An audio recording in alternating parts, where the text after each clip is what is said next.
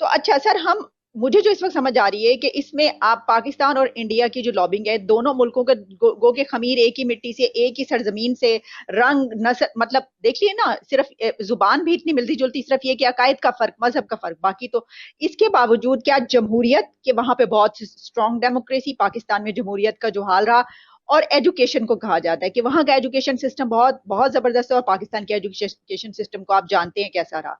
आप समझते हैं कि ये दो सबसे ज्यादा ऐसे स्ट्रांग पॉइंट्स हैं जिनकी बिना पर ऐसा होता है? बिल्कुल। बिल्कुल, एक मैं जो आखिरी पॉइंट पे आ रहा था, अब मैं यहां बताना चाहूंगा कि एजुकेशन का स्टैंडर्ड, वहां से ज्यादातर जो लोग आते हैं तालीम के लिए आते हैं, पढ़ने लिखने के लिए आते हैं, और उनका एजुकेशन बैकग्राउंड होता है वहां से। हमारी ज्यादा माइग्रेशन जो पाकिस्तान से हुई, इकोनॉमिक बेस्ड हुई, उनकी एजुकेशन बेस पे है। एक तो वहां पे हमसे वो बाजी ले जाते हैं। उनका उसी लिहाज से, जिस तरह कंप्यूटर का उन्होंने यहाँ पे बहुत ज्यादा सॉफ्टवेयर का और दूसरा काम किया यहाँ पे, और इंडिया में भी इस वक्त भी उस रीजन में कंप्यूटर सॉफ्टवेयर एक्सपोर्ट में India is one of the biggest player.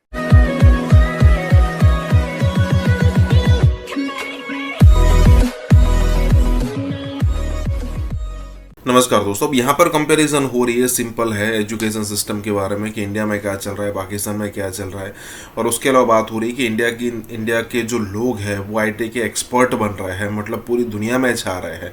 और आप कह सकते हो कि अमेरिका जैसे कंट्रीज़ के अंदर बड़ी बड़ी कंपनीज अगर इंडियंस छोड़ दे तो ये कंपनियां बैठ जाएगी, उनकी शेयर प्राइसेस नीचे हो जाएगी। और अगर वही पाकिस्तान की बात करें तो करप्शन करने में से बाहर नहीं आते। अब इंडिया की बात करते हो तो आप सबको पता है, कोई रिपीट करने की ज़रूरत है नहीं कि गूगल है, माइक्रोसॉफ्ट है, कई सारी और कंपनीज है, जैसे यूट्यूब हो गया, उसके अलावा ट्विटर हो गया जिसको एक्स बोलते हैं। इन सारी कंपनीज को छोटे बड़े लेवल पर यहाँ पर ऑपरेट सिर्फ इंडिया नहीं करते हैं। लेकिन अगर पाकिस्तान की बात करो तो बहुत सारे मौके मिले हैं, अमेरिका और वेस्टर्न कंट्रीज़ ने भर भर के बिलियंस ऑफ डॉलर उनको दिए, लेकिन आखिर हुआ क्या? वही करप्शन। पहले आर्मी के लोगों ने करप्शन की, उसमें जो पैसे बचे उस पर वहाँ के पॉलिटिकल लीडर्स ने करप्शन की, मतलब पॉलिटिशियंस ने करप्शन की, और जो थोड़ा ज़्यादा पैसा बचा था वो जनता के सामने रखा गया, उनकी मतलब कि जो सुविधाएं दी गई। अब ये सारा पैसा अगर इंफ्रास्ट्रक्चर डेवलपमेंट में मतलब स्पेंड किया गया होता तो ये दिन देखना नहीं पड़ता पाकिस्तान को, जो अभी देखना पड़ रहा है। इसी के साथ ही वीडियो शुरू करते हैं। तो अच्छा सर, हम मुझे जो इस वक्त समझ आ रही है कि इसमें आप पाकिस्तान और इंडिया की जो लॉबिंग है, दोनों मुल्कों के के खमीर एक ही मिट्टी से, एक ही सरजमीन से, रंग नस्ल, मतलब देखिए ना, सिर्फ जुबान भी इतनी मिलती जुलती, सिर्फ ये कि अकायद का फर्क, मजहब का फर्क, बाकी तो इसके बावजूद क्या जमहूरियत के वहां पे बहुत स्ट्रांग डेमोक्रेसी, पाकिस्तान में जमहूरियत का जो हाल रहा, और एजुकेशन को कहा जाता है कि वहां का एजुकेशन सिस्टम बहुत बहुत जबरदस्त है, और पाकिस्तान के एजुकेशन सिस्टम को आप जानते हैं कैसा रहा। आप समझते हैं कि ये दो सबसे ज्यादा ऐसे स्ट्रांग पॉइंट्स हैं जिनकी बिना पर ऐसा होता है? बिल्कुल। बिल्कुल, एक मैं जो आखिरी पॉइंट पे आ रहा था, अब मैं यहां बताना चाहूंगा कि एजुकेशन का स्टैंडर्ड, वहां से ज्यादातर जो लोग आते हैं तालीम के लिए आते हैं, पढ़ने लिखने के लिए आते हैं, और उनका एजुकेशन बैकग्राउंड होता है वहां से। हमारी ज्यादा माइग्रेशन जो पाकिस्तान से हुई, इकोनॉमिक बेस्ड हुई, उनकी एजुकेशन बेस पे है। एक तो वहां पे हमसे वो बाजी ले जाते हैं। उनका उसी लिहाज से, जिस तरह कंप्यूटर का उन्होंने यहाँ पे बहुत ज्यादा सॉफ्टवेयर का और दूसरा काम किया यहाँ पे, और इंडिया में भी इस वक्त भी उस रीजन में कंप्यूटर सॉफ्टवेयर एक्सपोर्ट में India is one of the biggest player. India के लिए ये कहना चाहिए कि उनका देखिए कि वो किस तरीके से, जब इस तरीके से वो वाली लैंग्वेज, फॉरेन लैंग्वेज बचपन से ही बोलते हुए आगे जाते हैं, तो वहां पर जाकर वेस्ट में उनको कोई प्रॉब्लम नहीं होती कम्युनिकेट करने में। फिर ये कि उनका एजुकेशन सिस्टम इतना अच्छा, फिर ये कि उनकी जमहूरियत इतनी जबरदस्त, फिर उनकी ट्रेनिंग्स इतनी आला, ये सब कुछ बहुत फर्क है दोनों मुल्कों में, हम जानते हैं। और फिर मुआशरत का भी सर, वो साजिद साहब, मैं तो इसमें ये भी ऐड करूंगी कि उनका जो माइंडसेट है वो दूसरों को एक्सेप्ट करने का है। हमारा माइंडसेट तो, हम तो अपने परफॉर्मिंग आर्ट्स को ही एक्सेप्ट नहीं करते ना, हम तो बहुत सारी चीजों को बुरा कहते हैं। अभी तक हम उन चीजों से नहीं निकल पाए, जबकि वो इसको, तो ये सब चीजें इसमें करती हैं। लेकिन इसी के तनाजुर में अगर हम देखें इस वक्त, आप जानते हैं कि वैंडी शर्मन ने कुछ इस तरह की बात की, तो क्या क्या देख रहे हैं आप पाकिस्तान को, वहां पे कहाँ खड़ा हुआ देख रहे हैं? पाकिस्तान जहां खड़ा था, मैं कहता हूँ कुछ फिट पीछे ही गया होगा, आगे उसने क्या जाना है। पाकिस्तान में हमारा एक भी नहीं है। सबसे ज्यादा पॉपुलेशन अभी आप गूगल करें तो न्यूयॉर्क की है, एक काउंसलमैन नहीं है, काउंसलर तक नहीं है आपका वहां पे। तो ये किसने फिक्स करना है? और इंडिया के काउंसलर्स होंगे, मतलब काफी बड़ी तादाद वहां पे इंडियंस की होगी। इंडियन है, न्यूयॉर्क से मैं lady there I met her, she is a lawyer attorney, I forgot her name, counsellor भी है, और 5 कांग्रेसमैन है, 2 प्रेसिडेंशियल कैंडिडेट है, निक्की हेली आ गया, she is a Sikh Indian, वो आ रही है प्रेसिडेंशियल कैंडिडेट है, भाभी जिंदल प्रेसिडेंशियल कैंडिडेट था, और कई यहाँ पे फिर रहे हैं। लेकिन ये कि हमारा कोई नहीं, क्योंकि हम सिर्फ डॉलर कमाते हैं, डॉलर, हमारी बात डॉलर से शुरू होती है, डॉलर पे खत्म हो जाती है। और आखिरी चीज जो मैं बताना चाह रहा था वो ये था, इंडियन हमसे आगे इसलिए बाजी लेते नजर आते हैं कि मैंने आपको कई दफा कहा कि सारी दुनिया में आज से 5-7 साल पहले नेशनलिस्ट मूवमेंट्स चली थी, सारी खत्म हो गई हैं सिवाय मोदी जी की। मोदी जी की देखें तो उन्होंने, मेरा मकसद है, Hindus are on steroids right now, जिस तरह उनको कहा जाता है कि हिंदुत्व का आइडिया, जिस तरह से वो कहते हैं बर्मा भी लेंगे हम, नेपाल भी लेंगे हम, भूटान भी लेंगे, पाकिस्तान भी लेंगे, मेरा अफगानिस्तान भी लेंगे। मेरा मतलब एक कॉन्सेप्ट देखें 21वीं सदी में मोदी साहब ने किस तरीके से सिस्टमैटिकली एक ऐसी चीज दिखाई। और मैं हैरान होता हूं कि मेरे कई दोस्त इंडियन हिंदू जो है, मेरे बड़े अच्छे दोस्त हैं, पढ़े लिखे हैं, लेकिन वो भी इस चीज में बिलीव करते हैं कि एक चाय वाला है जी, वो भगवान बन गया है, उसने किस तरह इंडिया को, हालांकि इकोनॉमी उसकी तबाह हो चुकी है इंडिया की। अब उसके बाद जो $80 बिलियन का असला वहां छोड़ के आए हैं, वो कोई नुमाइश पे थोड़ी रखना उन्होंने, वो तो चलेगा ना भाई। अगर वो चलेगा तो क्या होगा, पाकिस्तान भी रगड़ा खाएगा। लेकिन अमेरिका के इंटरेस्ट में क्या है कि वहां पे खाना जंगी हो और उसमें चाइना इन्वॉल्व हो, या चाइना के पड़ोस में वहां एक ऐसा तसादम बने ताकि उसकी इकोनॉमी को ब्रेकें लगे। अब वो 2 चीजों का इंटरेस्ट है उनका, एक अमेरिका का भी यही इंटरेस्ट है और इंडिया का भी यही इंटरेस्ट है। तभी तो वो कह के आई है वहां पे कि 1 माइंड 1 अप्रोच ऑन अफगानिस्तान। और 1 माइंड अप्रोच को मैंने डिफाइन आपको कर दिया है कि अफगानिस्तान के अंदर खाना जंगी, दोनों पार्टियां उसमें इंटरेस्टेड है। अब पाकिस्तान कहां खड़ा है, पाकिस्तान अपने डॉलरों की बारिश सोच रहा है। तो पाकिस्तान में तो अंदर आप कहते हैं ना कि जो भी बात होती है वो दुबई और लंदन की प्रॉपर्टीज रिलेटेड होती है बात, वहां पे तो इंटरेस्ट, वहां पे तो नेशनलिज्म है नहीं है।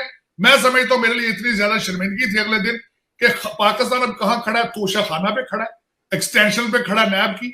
और दूसरी मुझे सबसे ज्यादा अफसोस बात ये हुई अगले दिन, आपके ISI के चीफ चेंज हुए हैं, और वो इतनी बड़ी खबर है पाकिस्तान की जिसके हद को नहीं। मेरा एक क्वेश्चन मार्क है, आपको पता है इंडिया का इस वक्त कौन इंचार्ज है रहा का? आपको पता है अमेरिका का इस वक्त CIA का, FBI का इंचार्ज कौन है? ऑस्ट्रेलिया का कौन है? इंग्लैंड का कौन है? लेकिन आपका, मैं हैरान होता रहता हूं। फिर आप कहते हैं जी लोग बातें करते हैं इंटरनेशनल लेवल पे, लोग आपको हाइब्रिड कहते हैं। साजिद साहब, पाकिस्तानियत पे मुझसे आज तक किसी ने पूछा भाई अतार साहब आप क्यों इतने दुखी हो? मैं कहता हूं यार मेरी मादरे मिल्लत के कपड़े फाड़ दिए इन्होंने यार, मैं दुखी ना हो तो और क्या करूं मुझे। और आज के नहीं है, मैं जितनी सारी जिंदगी हिस्ट्री पढ़ता रहूं, शर्मिंदा से शर्मिंदा तरीन होता रहा सारी जिंदगी। 73 साल की 1947 से शुरू होगी थी ये गेम सारी, और उसमें मुझे अभी तक कोई रिलीफ नजर नहीं आ रही। मेरा दुख इस बात का है कि उसमें रिलीफ नजर नहीं। मुझे रिलीफ जिस दिन नजर आई मैं शायद खुद चला जाऊं पाकिस्तान, मैं खुद जाके अपनी मादरे मिल्लत को सर्व करूं। लेकिन यह कि मुझे कोई रिलीफ नजर नहीं आती। पाकिस्तान को खाया जा रहा है, और एक मजे की बात यह है कि खाने के लिए अलायंस बन चुका है, इत्तेहाद कर लिया गया है एस्टेब्लिशमेंट ने और सियासतदानों ने। कि मुझे पता चला कि काफी अरसे से जो प्रेसिडेंट शी है उन्होंने खान साहब से बात नहीं की, प्राइम मिनिस्टर से। ना सिर्फ यहां से आपके जो बाइडन नाराज है, चाइना भी नाराज है।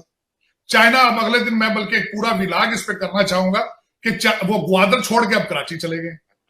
आपने कहा सर जी वो छोटी चीज पसंद रही तो बड़ी ले ले, बल्कि मैं तो कहूंगा पिंडी इस्लामाबाद भी दे दे, वहां पे रिजॉर्ट बना दे चाइना आके। नहीं सर, पिंडी नहीं, पिंडी बस एक का ही है, पिंडी किसी का नहीं हो सकता। और नहीं देखे ना चॉइस, लेकिन वो उनको किसी असेंबली से नहीं पूछा गया, किसी मेरा कौमी असेंबली की ये डिसरिस्पेक्ट है। उनसे कंसेंसस लेने चाहिए थे कि ग्वादर पहले दिया 40 साल के लिए, वो अब कराची भी मांग रहे हैं, दे या ना दे। लेकिन बस इस तरह मुल्क चलते। मुझे ये बताएं कि मिडिल ईस्ट तो पहले वो शहजादे चलाते हैं जिस तरह उनके बाप की प्रॉपर्टी है, तो यहां पे क्या हो रहा है? यहां भी तो यही हो रहा है। किसी मेरी मादरे मिल्लत की रिस्पेक्ट ही कोई नहीं है। भारतीय मिलिट्री साइज बहुत बड़ा है, एयरफोर्स नेवी बहुत बड़ा है, टेक्नोलॉजी में भी वो दिन रात इस पे काम कर रहे हैं, असलहा साजी की इंडस्ट्री भी उनकी ग्रोथ कर रही है। इंडिया 150 अरब डॉलर्स की सिर्फ IT एक्सपोर्ट करता है। हमारे जो है वो अभी जो है वो ओवरऑल एक्सपोर्ट जो है वो 25 अरब डॉलर से ऊपर नहीं जा पा रही है। तो हमें माशी चैलेंजेस का भी सामना है, लेकिन उसके बावजूद हमें सामना है एक ऐसे एडवर्सरी का, एक ऐसे दुश्मन का जो कि साइज में, ताकत में, तादाद में हमसे कहीं गुना बड़ा है। लाइफ इंश्योरेंस कॉरपोरेशन इंडिया की एक कंपनी जिसका एसेट अंडर मैनेजमेंट यानी कि जितना पैसा उसके पास है, जिसका वो मैनेजमेंट करती है, लोग इंश्योरेंस कराते हैं, पैसा आता है, उसको वो मैनेज करता है, वो जो एसेट अंडर मैनेजमेंट है LIC का, वो पाकिस्तान की पूरी GDP से 1.5 गुना है। ये आंकड़े अभी आए हैं और ये भी पता लगा है कि इसके पास जो एसेट अंडर मैनेजमेंट है ये है $463 बिलियन, $463 बिलियन। पाकिस्तान की GDP जो है वो $280 बिलियन है, उससे 1.5 गुना। और इनफैक्ट ये जो पैसा है, ये जो LIC का एसेट बेस है, ये इंडिया की GDP का भी 18% बनता है। लेकिन इनफैक्ट अगर बात करें कि LIC का ये जो एसेट बेस है ये वर्ल्ड की कई इकोनॉमीज से ज़्यादा है।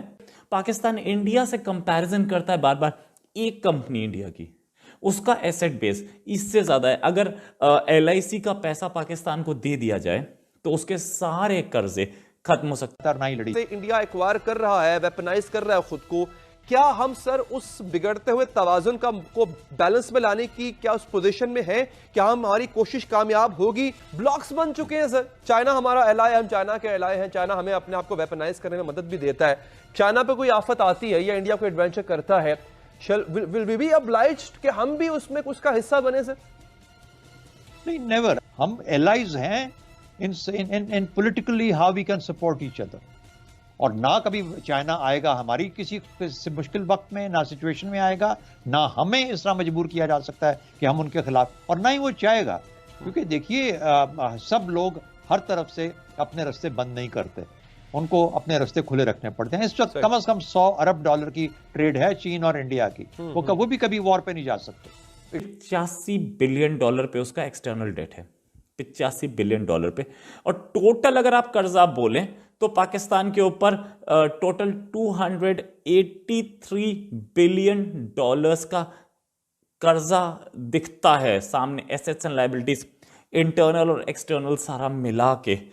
अगर LIC पाकिस्तान के पास होती तो ये अकेली पाकिस्तान का पूरा कर्जा पे कर सकती थी, साथ में पाकिस्तान को चलाने के लिए पैसा दे सकती थी। पाकिस्तान का जो इस साल का बजट था वो $45 बिलियन था। पाकिस्तान $1 बिलियन और $3 बिलियन के लिए कहीं कहीं धक्के खा रहा है, सऊदी अरेबिया से मांग रहा है या वर्ल्ड बैंक के बाहर बैठा है। लेकिन LIC अकेली इस पूरे कर्जे को और पाकिस्तान की पूरी GDP को और पाकिस्तान के पूरे कर्जे को, के पूरे खर्चे को यानी कि बजट को, सबको समेट लिया जाए, तब भी LIC का एसेट बेस जो है, AUM एसेट अंडर मैनेजमेंट है, वो उससे ज़्यादा बनता है। सिर्फ एक कंपनी इंडिया की, बाकी कंपनीज की बात ही नहीं करनी है, बाकी कंपनीज का बात बहुत दूर है।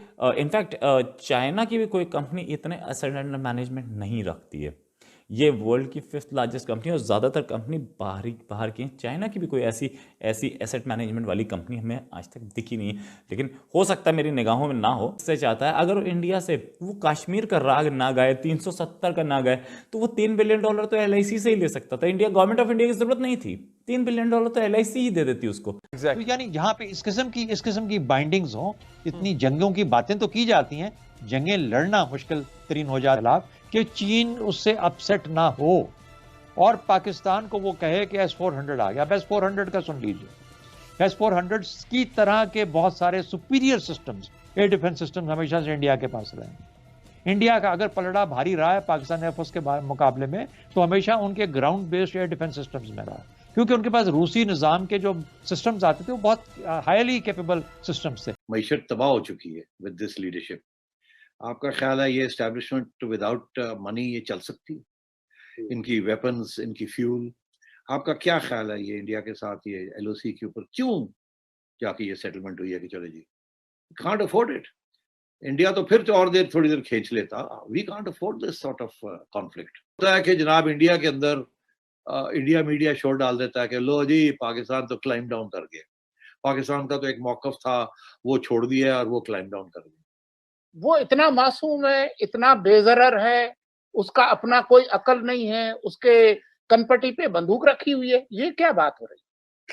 मुर्तजा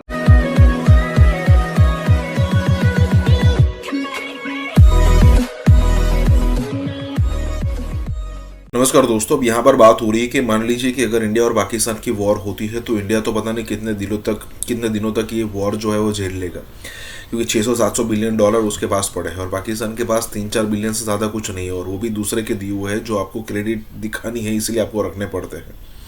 वैसी सिचुएशन में मान लीजिए कि अगर लड़ाई हो जाती है तो क्या आपके पास इतना पैसा है कि आप अपने लश्कर से लेकर तोप और जो गोला बारूद चाहिए सारी चीज़ों के लिए आप पैसा पे कर पाओगे?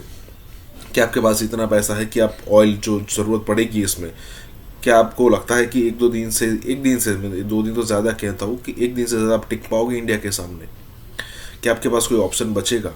अगर नहीं बचता है आपके पास तो फिर सीधी बात है कि ये जो जिहाद वाली सिचुएशन है उसको छोड़ो, इंडिया के साथ ट्रेड शुरू करो, बिजनेस शुरू करो, और तब जाकर जो है वो पाकिस्तान के अंदर बेरोज़गारी, महंगाई थोड़ी कम होगी।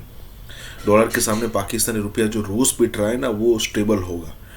उसके बाद जो पेट्रोल और डीजल की प्राइसेस जो बढ़ रही है ना वो स्टेबल होगी। इन शॉर्ट पाकिस्तानी जनता को अलग अलग एंगल से, बहुत ही ज़्यादा एंगल से बेनिफिट्स होना शुरू होंगे, लेकिन पता नहीं ये समझ में हमें आ रहा है, उनको क्यों नहीं आ रहा। इसी के साथ ये वीडियो शुरू करता है कि बड़े मुश्किल हालात आ गए सिर्फ कहने के साथ कि हम जो है अब जियो इकोनॉमिक्स की तरफ जा रहे हैं। आप किसी सूरत में आपका जो जियो इकोनॉमिक्स मॉडल जो आप बनाना चाह रहे हैं वो नहीं चलेगा। उसकी वजह कि आपकी जियो स्ट्रैटेजी जो है वो अभी तक भी वही पुरानी है, उसमें तब्दीली नहीं आई और ना ही उसमें तब्दीली आने का इम्कान है, बिकॉज आप में इतनी कुव्वत ही नहीं है कि 70 साल से आपने एक चीज चलाई है, आपको समझ नहीं आ रही कि किस तरीके से उसको खत्म करना है। वो जो जियो स्ट्रैटेजी है, अगर आप उसमें कोई तब्दीली लाना चाह रहे हैं तो वो सवाए एक पॉपुलर प्राइम मिनिस्टर के जो कड़वा घूट करके आपके साथ इत्तेफाक करे और आपका रुख जो है जो आप खुद चेंज करना चाहते हैं मगर आपको समझ नहीं आ रही है, ना ही आप वो क्रिटिसिज्म बर्दाश्त कर रहे हैं, वो करे। वो इमरान खान नहीं है, जी वो नवाज शरीफ है। मईशत तबाह हो चुकी है विद दिस लीडरशिप। आपका ख्याल है ये एस्टेब्लिशमेंट विदाउट मनी ये चल सकती है? इनकी वेपन्स, इनकी फ्यूल, आपका क्या ख्याल है ये इंडिया के साथ ये एलओसी के ऊपर क्यों जाके ये सेटलमेंट हुई है कि चलो जी कांट अफोर्ड इट। इंडिया तो फिर और देर थोड़ी देर खींच लेता। We can't afford this sort of conflict, और इसीलिए जियो इकोनॉमिक्स की बातें शुरू हो गई। This has been a total failure. एक कैप्टन होता है, वो एक टीम बनाता है, टीम को वो लीड करता है। यहां तो ऐसी सूरत हाल है ही नहीं, ना कैप्टन ने टीम सेलेक्ट की है, कैप्टन खुद जो है वो मेरिट पे नहीं आया, तो वो कैप्टन ने कौन सी टीम बनानी है और वो टीम कैसे काम करेगी? वो टीम तो कभी इधर देख रही है, वो उधर देख रही है, कोई इधर देख रहा है, कोई उधर देख रहा है, और हर एक बंदा जो आता है जिस तरीके से निकाला जाता है वो जैसे आता है वैसे ही चला जाता है, पता ही नहीं चला एक दिन आ गया दूसरे दिन छुट्टी हो गई। तो ये सूरत हाल है। तो ये टीम तो है नहीं यहाँ, और टीम के बगैर पाकिस्तान चल नहीं सकता।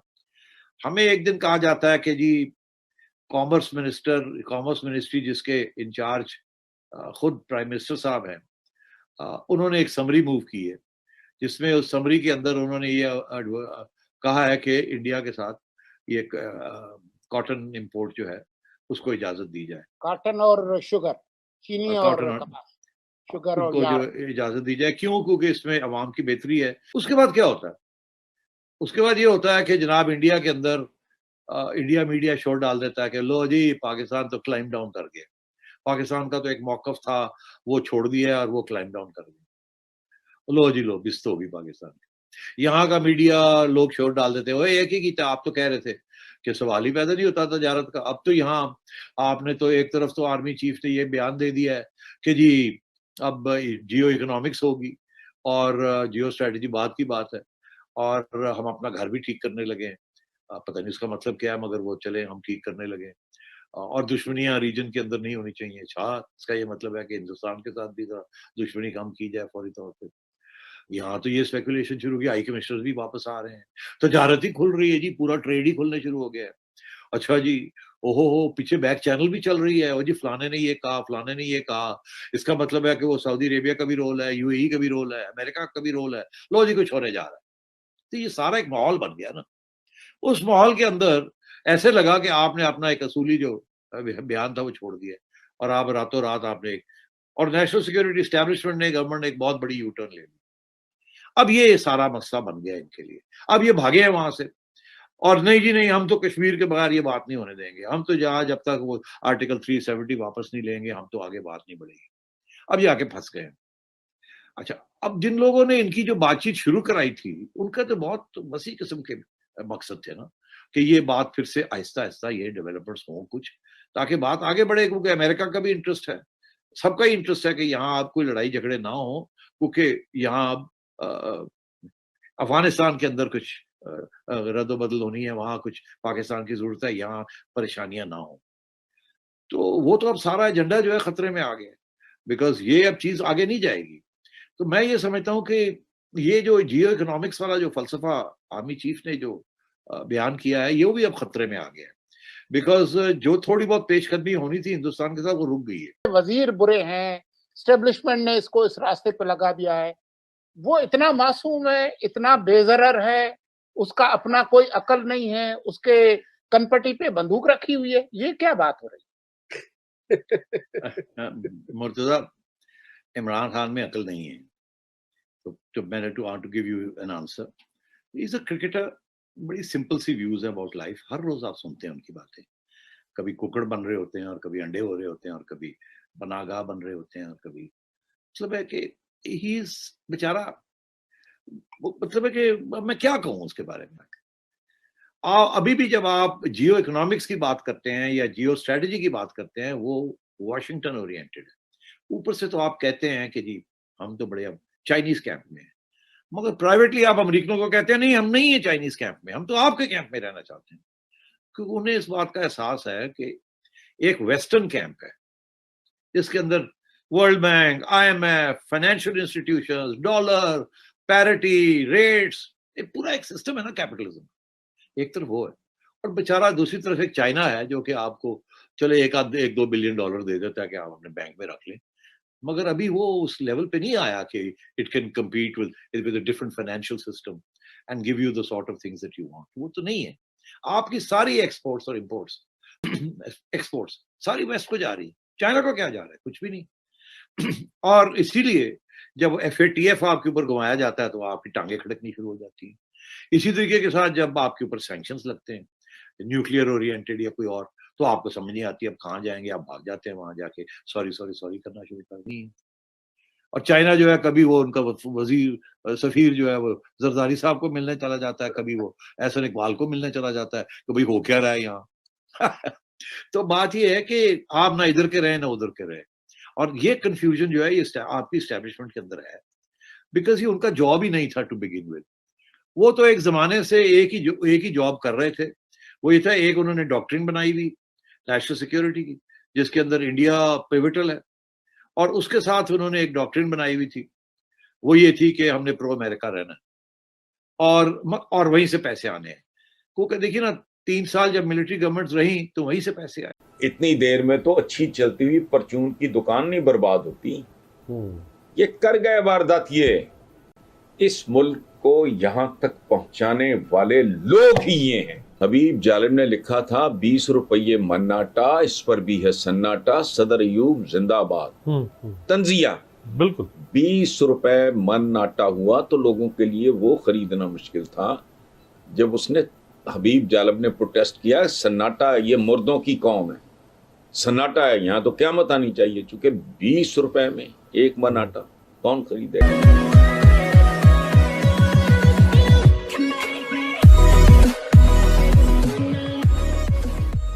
नमस्कार दोस्तों, अब यहाँ पर बात हो रही है लबोलुबाब यही है कि भाई आज भी पाकिस्तान की सिचुएशन इतनी खराब है कि भाई बात करने से भी डर लगता है।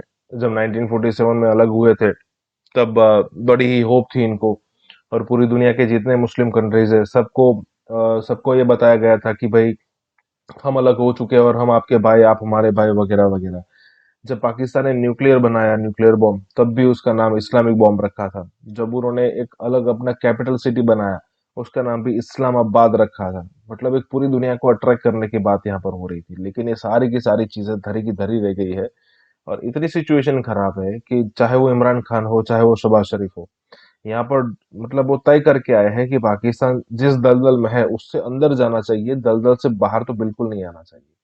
और यहाँ पर भी यही बात हो रही है कि भाई ये जो पाकिस्तान के लोग हैं ना, वही जो उन्होंने उनके जो लीडर से उन्होंने जो चूरण बेचा है उससे ऊपर अब तक नहीं आ रहे हैं। इसी के साथ ये वीडियो शुरू करता है। मोहम्मद अली एक हमारे प्राइम मिनिस्टर, तो पहले फाइनेंस मिनिस्टर भी थे, उन्होंने कहा था कि वो वक्त दूर नहीं है, जैसे ये कल्चर शुरू कर्जों का अगर ये होता है कि पाकिस्तान को कर्ज चुकाने के लिए भी कर्ज लेना पड़ेगा। सही बात। ये वक्त भी हम भी देख चुके, आप भी देख चुके। अब क्या है, और ये कौन लोग हैं? इस मुल्क को यहां तक पहुंचाने वाले लोग ही ये हैं। फवाद चौधरी साहब भी वजीर आजम पाकिस्तान के हमनवा निकले। उन्होंने इरशाद फरमाया कि पाकिस्तान में कई करोड़ इंसानों के इस देश में, इस एक एटमी पाकिस्तान में, फवाद चौधरी के वर्ड ऑफ माउथ से आपको सुनने के लिए आ रहा है, इसलिए कि ये वही फवाद चौधरी हैं जो मुशर्रफ अंकल की कैबिनेट में थे। एक मिलिट्री डिक्टेटर की कैबिनेट में जो आदमी वजीर था, उसके बाद जो आदमी पाकिस्तान पीपल्स पार्टी का झूला झूलता रहा, आसिफ अली जरदारी साहब को अपना पीरो मुर्शिद मान करके, गिलानी साहब को मैं अपने प्रोग्राम में 3 दफा चला चुका हूं, अब नहीं चलाऊंगा भाई। गिलानी साहब को उस जमाने में इन्होंने जब कोर्ट ने उनको सजा दी थी, ये उस वक्त गिलानी साहब को रहमतुल्लाह अलैह बताया करते थे, जिसकी पादाश में इनको गिलानी साहब ने, वो भी इनसे धोखा खा गए थे, अपना सियासी मुशीर लगाया था, मुशावरत के दर्जे पर फायज हो गए थे। और अब वही आदमी जब खड़ा होकर के ये कह रहा है कि पूरे पाकिस्तान में जो तीसरी मर्तबा यही बात घुमा फिरा करके किसी और आदमी के बारे में कह रहा है। फरमा रहे हैं फवाद चौधरी साहब के अपोजिशन रहनुमा बौने हैं, 6.5 फुट, 6.25 फुट के हैंडसम बाजाए हम तो 13 रुपए। अशियाए सर्फ महंगी से महंगी, कुव्वत खरीद में नहीं आ रही। घी की कीमत में घी माफिया ने सबसे ज्यादा सुनी जाती है, यह कहना है अगेन वजीर इत्तलात फवाद चौधरी साहब का। सर ये तो बात आपकी ठीक है, शायद ऐसा ही हो कि खान साहब की दुनिया में सबसे ज्यादा सुनी जाती है, नहीं अगर सुनी जाती तो वो बेबस मजबूर पाकिस्तानी अवाम की कसर वजीर आजम में नहीं सुनी जाती। वजीर आजम हाउस से टकरा कर हमारी ये सदाएं, ये चीखें, ये आहो बका, ये आहो फुहा लौट आती है। एक शेर भी जहन में आया था, लेकिन माज़अल्लाह बड़ा ही मुशरिकाना था, इसलिए मैंने खुद ही ये इस शेर का गला घोट दिया। वजीर आजम पाकिस्तान काबीना में तोसी फरमाने वाले हैं, इसका इंदिया दिया है अगेन फवाद ग्रेट चौधरी साहब ने, जो इस वक्त वजीर इत्तलात हैं। और यकीन जानिए पाकिस्तानी लूली लंगड़ी जमहूरियत के लिए काबीना की यह तोसी ऐन जरूरी है। एटमी रियासत को हेलीकॉप्टर, जहाज, टैंक कुछ नहीं मिल रहा था अपने लोगों को बचाने के लिए, और वो जिन पर हम तवर्रा करते हैं, जिनको हम मतून करते हैं, जिनको हम बुनियाद पसंद टेररिस्ट कहते हैं, उसमें मुल्ला उमर के लड़के का, वजीर दिफा का हाल यह है कि एक लड़के को, 6 साल बच्चे को कुएं से रेस्क्यू करने के लिए वहां खुद खड़ा है वजीर दिफा। पाकिस्तान में वजीर दिफा जो बेचारा अपना ही वजीर दिफा अपनी दिफा करने से मजबूर है। बदकिस्मती से हमारी मैशत उतनी ज़्यादा मुतहम्मिल नहीं हो सकती। हम इतने ज़्यादा अमीर मुल्क नहीं हैं कि हम अपनी आवाम को उतना रिलीफ दे सकें। इस मुल्क में महंगाई है, गोया इससे बड़ी खुशी की खबर क्या होगी कि किताल फी सबिलिल्लाह तो नहीं, ताहम किताल करने के बाद, माशी किताल करने के बाद, 13 रुपए का तोहफा देने के बाद, आलमी मंडी कह लें, रशिया के प्यूटन पे इल्जाम डाल दें, या किसी और अल्लाह मारे का नाम ले लीजिए, लेकिन पाकिस्तान अब भी दुनिया का सबसे सस्ता मुल्क है। सर तालीम बालगा का ये सिलसिला कितना तवालत अख्तियार करेगा आपके ख्याल में? शुक्रिया जी। गुजारिश ये है कि अभी हमारे भाई भी फरमा रहे थे कि आलमी मंडी में पिछले दिनों 4% तेल पेट्रोलियम मसनूआत की कीमतें कम हुई हैं, और अगर आप इसका मुआवजना थोड़ा पीछे चले जाएं, पीपल्स पार्टी की गवर्नमेंट से कर लें, तो वहां पर आप देखें कि उस वक्त तकरीबन $108 का बैरल था, और पाकिस्तान पीपल्स पार्टी ने 100 के करीब $100 लीटर के हिसाब से यहाँ पर तकरीबन दिया। अब $91 का है बैरल, और ये 108 का दे रहे हैं हमारे अपना अवाम के लिए। तो यहाँ पर आप इनका फर्क देखें, गवर्नमेंट को रिलीफ देना चाहिए अवाम को, और जब इंटरनेशनल मार्केट में कीमत कम होती है तो उसके हिसाब से भी अगर बढ़ा रहे हैं तो फिर उसके हिसाब से कम भी करनी चाहिए, जबकि यहाँ पर ये चीज ये नहीं करने जा रहे। और फिर वजीर आजम साहब बार बार इस चीज का कहते हैं कि जी पूरी दुनिया में कीमतें जो हैं वो बढ़ रही हैं, और वहां पर फीकस आमदनी देखें आप, अगर वहां पर कुछ पेट्रोल या डीजल वगैरह का थोड़ा बहुत कीमतें बढ़ी हैं तो उनकी फीकस आमदनी आपके सामने है कि वो, और हमारा मजदूर जो है वो 800,000 से ज्यादा दिन में नहीं कमा सकता। वो कहाँ से 500 रुपए, रात ही इन्होंने 80 रुपए का ये घी बढ़ा दिया है, वो कैसे अफोर्ड कर सकता है हमारा मजदूर 500 रुपए किलो घी, और फिर ये जो रेट आटे का है, चीनी का है, या वो मोटरसाइकिल के लिए पेट्रोल वगैरह, हमारा किसान परेशान है। आप ये देखें कि 10,000 जो यूरिया की बोरी पहले 1700 की मिल रही थी, वो 3500 में उसने खरीद की, वो भी ब्लैक में, और उसे सरकारी रेट्स पर नहीं कहीं पर अवेलेबल हो सकी। डीएपी जब उसने गन्ना काश्त करनी थी, अब मक्की काश्त करने जा रहा है सेंट्रल पंजाब, तो अब कंडीशन ये है कि वो जो 4600 की 4600 का बैग आ रहा था डीएपी का, वो 10 से 12,000 में अब मिल रहा है, और इन्होंने साथ ही ये डीजल के रेट्स जमहूरियत की खैर और बरकत। तो क्वेश्चन ये है कि वो देखिए इंडिया आज कहाँ पहुंच रहा है, वो 75 साल में कहाँ पे हैं, और हमारी वैल्यू ये है कि एक कांग्रेस वुमेन अमेरिका से आ जाए तो सारी हुकूमत लेट जाती है उसके आगे। सो ये जी। अच्छा, एस जयशंकर साहब, मतलब जिस तरीके से भी 2+2 में उन्होंने अमेरिका में बात की, रशिया से वो ऑयल लेते हैं, अमेरिका के साथ उनका एक स्ट्रेटेजिक पार्टनर है, चीन के साथ उनकी 120 अरब डॉलर की तिजारत हो रही है।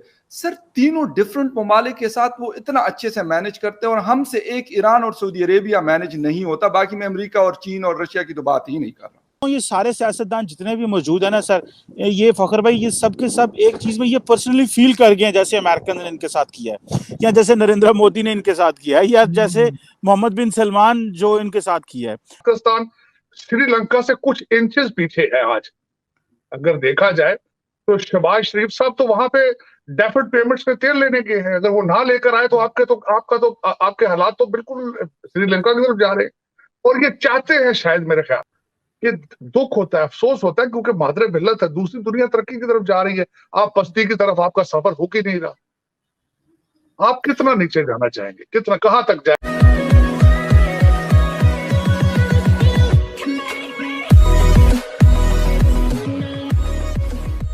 नमस्कार दोस्तों, अब इंडिया और पाकिस्तान की अगर आपको डिफरेंस देखना है ना, तो सबसे पहला डिफरेंस आप ये देख सकते हो कि जब पाकिस्तान का प्रधानमंत्री अमेरिका जाएगा, उसको रिसीव करने के लिए कौन आएगा, और इंडिया का फॉरेन मिनिस्टर भी अगर जाएगा, प्रधानमंत्री छोड़िए, तो भी वो पाकिस्तान के प्रधानमंत्री को रिसीव करने वाले से बड़ा होगा। अगर 75 ईयर्स की जर्नी आप काउंट करो तो इंडिया और पाकिस्तान में आपको ह्यूज डिफरेंस मिलेगा।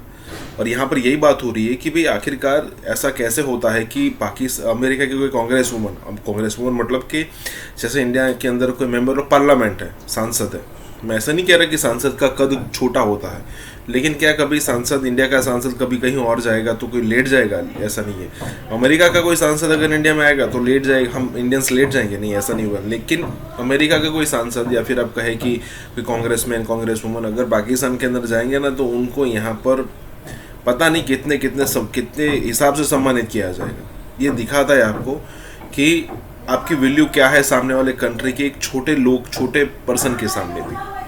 इसी के सामने ये वीडियो शुरू करता है। क्वेश्चन ये है कि वो देखिए इंडिया आज कहाँ पहुंच रहा है, वो 75 साल में कहाँ पे हैं, और हमारी वैल्यू ये है कि एक कांग्रेस वुमेन अमेरिका से आ जाए तो सारी हुकूमत लेट जाती है उसके आगे। सो ये जी। अच्छा, एस जयशंकर साहब, मतलब जिस तरीके से भी 2+2 में उन्होंने अमेरिका में बात की, रशिया से वो ऑयल लेते हैं, अमेरिका के साथ उनका एक स्ट्रेटेजिक पार्टनर है, चीन के साथ उनकी 120 अरब डॉलर की तिजारत हो रही है। सर, तीनों डिफरेंट ममालिक के साथ वो इतना अच्छे से मैनेज करते हैं, और हमसे एक ईरान और सऊदी अरेबिया मैनेज नहीं होता। बाकी मैं अमेरिका और चीन और रशिया की तो बात ही नहीं कर रहा। देखें फखर साहब, बात ये है कि उनको पता है उन्होंने क्या करना है। जो क्या नाम है उनका, वो रशिया से तेल लेते हैं और वो अमेरिका को भी स्नब करते हैं। उसकी वजह यह है कि उनकी चाइना से भी $125 अरब की ट्रेड है, वो अमेरिका के साथ भी अरबों डॉलर की ट्रेड कर रहे हैं, वो चाइना इंग्लैंड के साथ भी कोई 50 बिलियन 40 बिलियन यूरो पे पहुंच रहे हैं बायलैटरल ट्रेड के ऊपर। सो क्वेश्चन ये है कि वो जिधर जाते हैं वो टोटल देखें $1 ट्रिलियन की एक्सपोर्ट की बात कर रहे हैं कि हमने इतना करना है, मार्केट बनाना चाहते हैं ये एंड वो। सो क्वेश्चन ये है कि पाकिस्तान की टोटल देखें ना, साहब जो है वो गए हैं और जाहिर है वहां से अगर वो तेल या कोई चीज मांगेंगे तो क्या मतलब रह जाएगी इज्जत और क्या उनको रिस्पांस आएगा। तो अपने ख्याल से चाइना और सऊदीया दोनों के साथ क्या पाकिस्तानी गवर्नमेंट जो अभी है वो टर्म्स को संभाल पाएगी? देखिए, जो कुछ पाकिस्तान में हो रहा है आजकल, आपका क्या ख्याल है? इंटरनेशनल कम्युनिटी उसको नोट नहीं कर रही। खान साहब हर जलसे के अंदर अमेरिका के खिलाफ स्पीचेस देते हैं, हर जलसे में कहते हैं अमेरिका के खिलाफ निकलो बाहर, उनके झंडे जलाओ, ये करो वो करो। क्या ख्याल है आपके जो इस्लामाबाद में एम्बेसडर बैठे हैं वो सो रहे हैं सारे? आप कहते हैं इज्जत वाले हालात का आपने सी पैक का सारा प्लान जो है IMF के हाथ में पकड़ा दिया था अमेरिकनों को। उस वक्त आपने नहीं सोचा ये बिल्कुल कि हम किस डायरेक्शन पे जा रहे हैं। आप जो कुछ भी करते हैं, मैं हमेशा ये आरजू कहता था हम डॉलर बेस हमारी पॉलिसीज है सारी, हर पॉलिसी के इससे पहले कि बहुत लेट हो जाए रोको इन चीजों को, और लेट होता जा रहा है। आप श्रीलंका से फ्यू इंचेस अवे हैं। आपके पास में जो फॉरेन रिजर्व पड़े हैं वो बाहर के लोगों के, सऊदी अरेबिया 72 घंटे के अंदर अंदर आपसे पैसे वापस ले सकता है, और आपके पास ना तेल के पैसे हैं ना पेट्रोल के। सऊदी इस वक्त श्रीलंका में 20-20 घंटे लोड शेडिंग है। वहां पे उनके बोर्ड ऑफ एजुकेशन बंद हो चुका है कि उनके पास पेपर नहीं है। उनके वहां पे उनकी एक्सपोर्ट इंपोर्ट हर चीज बंद हो चुकी है। तो आप कितना दूर है उस चीजों से? आप बहुत नजदीक। आपके लोग तो पैसे लेके तो इतनी तो औकात है हमारी लीडरशिप की कि ये उसी वक्त को बंदा है तो लेट जाते हैं। इमरान खान साहब जो है वो, सो मेरा ख्याल है कि ये इमरान खान साहब जो है इन्होंने हमारे साथ बड़ी ज्यादती की है, जुल्म किया है। एक मासूम लोग जो कि पढ़े लिखे हमारे भाई और कहीं हमारे अनपढ़ भाई, वो सारे इस चीज में समझ गए जैसे इमरान खान साहब उन्हें ट्रू लीडरशिप दे रहे हैं। देखें इमरान खान साहब देखें वो, आपको पता है जिस तरह एस्टैब्लिशमेंट के साथ पावर में आए हैं, सारी दुनिया को पता है। हम तो पहले ये बातें नहीं कर रहे थे, हम तो इमरान खान साहब की इज्जत करते थे कि यार चलो ठीक है यार, हाँ बहुत कुछ था इनके बारे में, लेकिन मैं तो कम से कम नहीं, फ्रैंकली स्पीकिंग कुछ नहीं कहता था इनके बारे में। मैं बड़ा खामोश रहता था। मैं कहता यार निजाम चलना चाहिए, मुल्क चले, मुल्क को नुकसान ना हो। और पता लग गया इन्हें शाही कोई नहीं, इन्हें जो कि पुत्र ही कोई नहीं। ठीक है, आपने जाते जाते एहसान फरामोश है, आपने जाते जाते जनरल बाजवा के ऊपर भी गन फेंका। वो बंदा जिसने आपको पावर में लाने के लिए क्या किया, आपको एक रुपया पूरी दुनिया से लेके दिया, आपके लिए पूरा एक सेटअप चलाया उन्होंने ताकि यार, और वो कौन सा पावर, वो किसी को भी हाथ जिस पर रखते वो वजीर आज़म बन जाता। लेकिन उन्होंने कहा यार ये पॉपुलर चाय सा पता नहीं किड्डा कुछ चंगा बंदा है, ये पता नहीं की कर देगा। वो पता लग गया श्रीलंका से कुछ इंचेस पीछे है आज अगर देखा जाए तो। शहबाज शरीफ साहब तो वहां पे डेफर्ड पेमेंट्स पे तेल लेने के हैं, अगर वो ना लेकर आए तो आपके हालात तो बिल्कुल श्रीलंका की तरफ जा रहे हैं। और ये चाहते हैं शायद, मेरे ख्याल में इन्होंने जो मस्जिद नबी में किया, मेरे ख्याल में ये आखिरी चीज थी कि इन्होंने जो मेरा ख्याल है इससे आगे एक मुसलमान क्या जा सकता है। एयरपोर्ट पे आप सऊदी अरेबिया पे उतरते हैं with your passport, Pakistani passport, बल्कि मेरे पास अमेरिकन पासपोर्ट है लेकिन मुझे वो एज ए पाकिस्तानी वो तजलील करते हैं, आप सोच नहीं सकते। आपके लिए उन्होंने बिल्कुल अलकाबाद अलग रखे हुए हैं, मस्कीन, गरीब, इस तरह के अल्फाज आपको कहते हैं, थर्ड क्लास ह्यूमन आपको समझते हैं, और आपने फिर वहीं जाके वो किया है। वो क्या आप इस पे जितना भी अफसोस है, मैं मुस्लिम, मैं समझता हूँ हमारी दुनिया वहीं से शुरू होती है वहीं खत्म हो जाती है। एक मुसलमान के लिए इनको शर्मो हया नहीं है कि इन्होंने वहां जाके भी वो किया है। भाई ठीक है, चोर है, उनको 2 मील बाद। ये सारे सियासतदान जितने भी मौजूद है ना सर, ये फखर भाई, ये सब के सब एक चीज में ये पर्सनली फील कर गए हैं, जैसे अमेरिकन ने इनके साथ किया है, या जैसे नरेंद्र मोदी ने इनके साथ किया है, या जैसे मोहम्मद बिन सलमान जो इनके साथ किया है। सो फॉरेन पॉलिसी फ्रंट के ऊपर तो कंप्लीट ब्लंडर था। ठीक है जी। और अभी रियाद की आपने बात की, रियाद में आपको पता है शाम जो इमरान खान साहब है मोहम्मद बिन सलमान का जहाज लेके न्यूयॉर्क चले गए और वहां जाके बैठ के मलेशिया और टर्की के साथ बैठ के ये बातें करते रहे कि आए टीवी खोलते हैं। वहां से ही उन्होंने मोहम्मद बिन सलमान ने जहाज वापस बुला लिया, वो टोरंटो से उन्होंने वापस बुला लिया, उन्होंने कहा इधर आ जा, एडे तुसी वड्डे जो है ना उम्मत मुसलमान के जो लीडर हैं तुसी थल्ले गलत हो। ठीक है, वहां पे फिर पता नहीं किस तरह करके वापस ही आए। तो ये हमारे लीडरान जो है ना, ये सारे ये अपनी सियासत के लिए अपनी हुकूमत बचाने के लिए ये रियासत के साथ खिलवाड़ कर जाते हैं। शिकस्त खुर्दगी की एक तारीख है वैसे कश्मीर के इशू के ऊपर, जिस तरह स्टेप बाय स्टेप हम पीछे हटें। इंडिया हमारे से बहुत बड़ा मुल्क है, उसकी फौज हमसे ताकतवर है। हर आयरनी है, बेहिसी है, बेबसी है हमारी। नारे लगाते हैं टीपू सुल्तान के और बने हुए आप बहादुर शाह जफर हैं। हम भीख मांगते हैं बाहर से, तो हम जंग कैसे लड़ेंगे? फ्यूल हमारे पास होता नहीं है। यार 10-12 हजार हमारे शहीद हो जाते, मैक्सिमम क्या होना था? इससे यकीन करें, और वो वैसे भी तो कोरोना से मार ही रहे हैं ना भट्टी साहब। और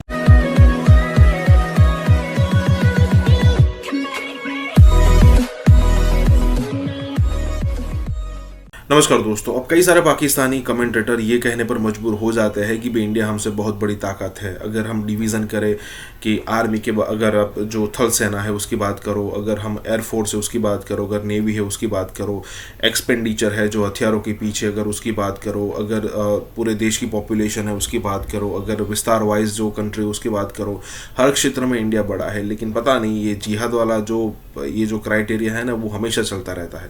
हालांकि अगर आप पिछले कुछ सालों से अगर देखो तो पाकिस्तान जो है वो कश्मीर के मामले में स्टेप बाय स्टेप नीचे आता जा रहा है। और अब सिचुएशन पाकिस्तान की ऐसी है कि उनको ऐसा लगता है कि भाई खुद की जो सिचुएशन है वहाँ पर सर्वाइव कर जाए तो ही ठीक है, कश्मीर का मामला फिर कभी हैंडल कर लेंगे।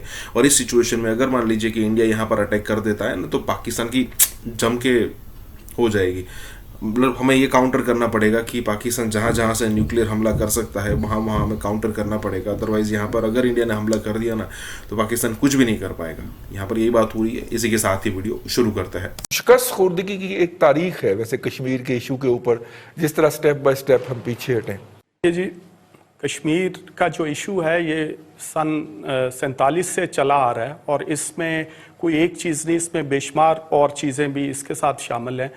इंडिया हमारे से बहुत बड़ा मुल्क है, उसकी फ़ौज हमसे ताकतवर है, हर चीज़ है। लेकिन अब इस वक्त इंटरनेशनल सिनेरियो में देखा जाए तो जो भारत की सिचुएशन है वो बड़ी इस वक्त ऐसी है कि हमें बुलंदो बाला दावे करने के बजाय हमें अपने आप को देखें। बड़ा आसान है हम फौजें या सिविलियंस को कश्मीर में एंटर कर दे, लेकिन उसके बाद क्या होगा? फुल फ्लेज वॉर होगी, इंटरनेशनल प्रेशर होगा। हमें अपने आप को पहले मजबूत करना। हम आपस में तो एक दूसरे के साथ हम जो है वो पॉलिटिकल डिफरेंसेस हैं, दूसरे हैं इकोनॉमिक, हम भीख मांगते हैं बाहर से, तो हम जंग कैसे लड़ेंगे? फ्यूल हमारे पास होता नहीं है, कार्टेल्स यहाँ पे हैं, माफियाज यहाँ पे हैं। पहले हम अपने आप से लड़ लें, उसके बाद फिर हम जो है अपने से कई गुना बड़े मुल्क के साथ लड़ेंगे। असलान भट्टी साहब, ये अब तो चीनियों ने वैसे इस अगर पूरी जंग में देखें तो उनका रुख हमारी तरफ नहीं है, वो चाइना के लिए दुआएं कर रहे हैं। भाई साहब, बिल्कुल जब बात यह है कि आप कितने नोहे कितने मरसिए मजीद पढ़ेंगे, उन्होंने तो देखें अगर हम उनकी मदद नहीं कर सकते ना कश्मीरियों की, तो उनका हम बैक बाइटिंग या उनकी पीठ में छुरा मत घोंपें, तो छोड़ दें। हम सिर्फ दावा ही कर रहे हैं आज तक। अब कश्मीर का मामला जो है वो इस हुकूमत पे अगर होता तो उन्होंने तो अपोजिशन पे डाल देना था कि ये भी उन्होंने किया हुआ है। इनकी सीरियसनेस का तो ये अंदाज़ा लगा लें कि इनके अपने बयान जो है वो नहीं मिलते हैं। अभी परसों की बात है कि वो जो हादसा हुआ है, जो बड़ा सान्या हुआ है हमारा, कि वो स्टॉक एक्सचेंज में दहशतगर्द घुसे, उनको मारा गया, उसको आप देख लें कि कौमी असम्बली में बयान आया वज़ीर-ए-आज़म साहब का कुछ, और उसके बाद अगले दिन जो स्टेटमेंट आई वो कुछ और थी कि जी वो तो अफगानिस्तान से हुआ। वो कहते जी रॉ ने किया, वो कहते जी अफगानिस्तान ने किया। एक उन्हीं का वज़ीर साहब फरमा रहे हैं। तो जहाँ पे ये हालत हो रही साहब, देखें कश्मीरी हमारे भाई हैं, हमारा उनसे खून का रिश्ता भी है, हमारा उनसे दिल का रिश्ता भी है। इस सबसे ज़्यादा बेइज्जती और बेज़मीरी ये है कि आलमी मीडिया में कहीं भी ये बात नहीं आई, कुछ भी नहीं हो रहा।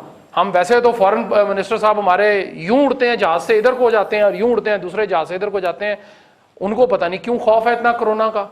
अगर जिसने मरना है रईस साहब, उसने मर जाना है, ठीक, उनको जाना चाहिए। कम से कम कुछ नहीं तो 48 मुल्क हैं हमारे इस्लामी, उनको ही मोबिलाइज कर लें खुदारा, बाकी किसी को ना करें। बाकी तो सारे काफिर लोग हैं। चले मान लिया मैंने कि जी वो खाते हैं, वो गोश्त दूसरा खाते हैं, वो हमारी तरह नहीं है, तो 48 लोगों को तो कर लें, ठीक है। आपके साथ तो कोई मेरे ख्याल 7 ममालिक भी नहीं खड़े होंगे अगर आप ये बात आज कर लें। तो ये मसला ये है रईस साहब के हुकूमत जिस तरह हमारे मुल्क के मसाइल हल कर रही है ना, उसी तरह उन्होंने कश्मीर का भी मसला हल बिल्कुल ठीक है। हम उनके कितने बंदे आके असेंबलियों में बोलते हैं, सारा दिन हम इंडियन मीडिया चैनल्स देखते हैं, ये यूट्यूब पे भी आते हैं, सारे आते हैं, लाइव देख लें आप। हम बड़े बने हुए हैं पाकिस्तान के सगे, हमने वो पट्टा बिठाया है। जिस दिन इन्होंने तकरीर की थी ना मेरे उसी दिन ज़हन में था कि ये जनाब इनका ये उस दिन हमने इस प्रोग्राम में कहा था कि ये बेड़ा गर्क होगा, बेड़ा गर्क होगा। अब बड़े कल रात हमने देगें खोल दी, बिरयानियों की देगें, कि जी हमें 3 दिन की मोहलत मिल गई है। और अब FATF की तरह वो पूरी लिस्ट देंगे कि इस पे अमल करें तो फिर पाबंदी आपकी उठेगी। इसका बिल्कुल ऐसे ही है। इसका हुकूमत का ये है, माशाल्लाह इतनी अच्छी हुकूमत है। भट्टी साहब से मैं इस बात पे कम से कम एग्री जरूर करता हूँ। वैसे तो भट्टी साहब से मैं एग्री नहीं करता बहुत सारी बातों में, लेकिन इस बात पे करता हूँ कि जब से ये हुकूमत नेक नाम हुकूमत आई है, जिस चीज को इन्होंने हाथ लगाया या जिस चीज का नाम लिया, नहीं जिसका नोटिस लिया, वही जिसका इन्होंने नोटिस ले लिया, नोटिस पता नहीं क्या लेते हैं ये, जिसका नोटिस लिया उस चीज का पट्टा बैठ के डालें शुरू कर लें। पेट्रोल, गंदम, आटा, पंजाब में आटा जो है आज 3 रुपए किलो महंगा हो गया। जी बिल्कुल ठीक है। वो लड़ाई हुई ना जी 2 ग्रुपों के अंदर, तो एक जो ग्रुप का बंदा जो था वो उसके माथे के अंदर वो गोली लगी और वो फौत हो गया। तो उसके साथियों ने शुक्र किया कि अल्लाह का शुक्र है कि आंख तो बच गई है। कमेंट ही ऐड करना चाहूंगा कि ये आयरनी है, बेहिसी है, बेबसी है हमारी। 5 अगस्त के बाद पाकिस्तान ने जो स्टैंड लिया है, वो स्टैंड जो है वो कम्प्लीटली एक शिकस्त खुर्दा कौम का था। हमने उसको फ्रंट फुट पे आके इस मसले को ओन नहीं किया। हमने सिर्फ जुबानी कलामी और हफ्ते में एक दफा खड़े होकर आधा घंटा ये करेंगे वो करेंगे। बिलीव यू बी के कौमों की जिंदगी में वो जो डिफाइनिंग मोमेंट होते हैं, उस कश्मीर कॉज के जिसको हम अपनी पाकिस्तान की शहर की कॉज आज तक कहते आए हैं, हमने अमलन साबित किया है कि जब मतलब वक्त क़याम आया उस वक्त हम सजदे में गिर गए।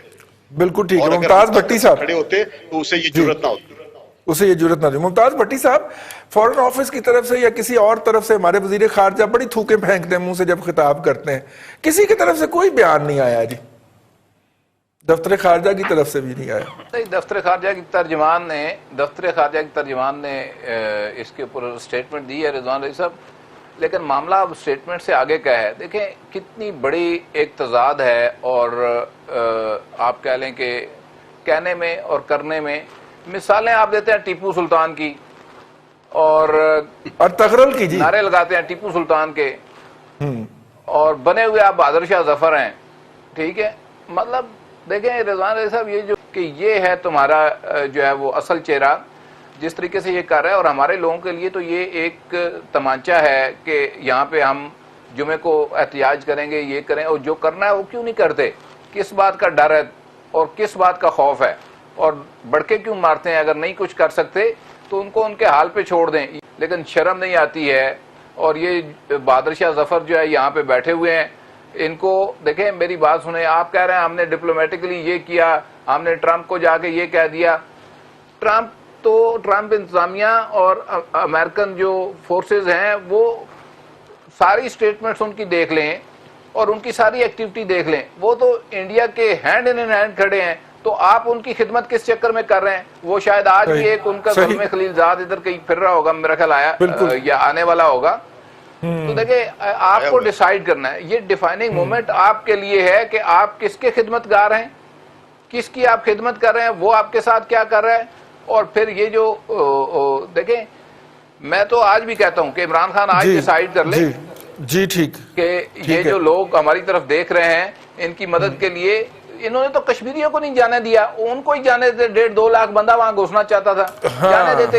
कितने मर यार, 10-12 हजार हमारे शहीद हो जाते, मैक्सिमम क्या होना था।